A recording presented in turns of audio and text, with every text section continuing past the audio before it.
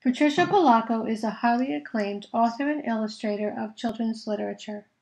She grew up in her grandparents' home, where she was first introduced to the colorful art of storytelling. This was a tradition that greatly influenced her life and work. My grandmother, she was the penultimate storyteller. She was from Russia, actually from the Ukraine, Byelorussia.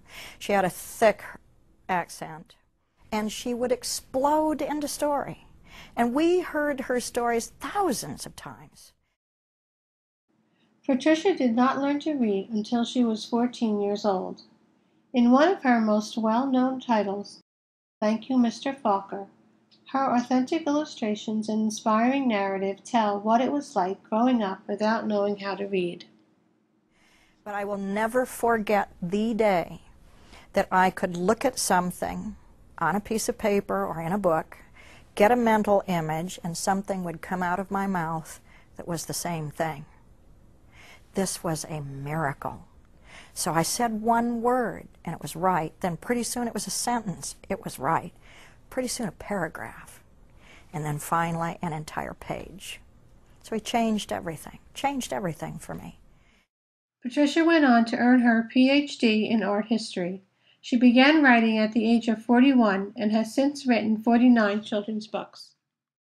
Drawing and painting have always been a part of Patricia's life, even before she began as an illustrator. Most of her illustrations are done in pencil and watercolor. Throughout her literature, there is a recurring pattern that emphasizes one aspect of the illustration as it relates to the story.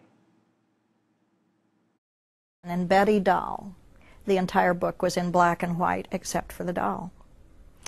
So, I guess I use it as a technique to kind of say to a child, this is the focus, but here's the story around it. Black and white, I think, are rich and beautiful. And sometimes I like to draw the faces with these contrasts and halftones, because to me it actually can bring in more detail than if you put it in color.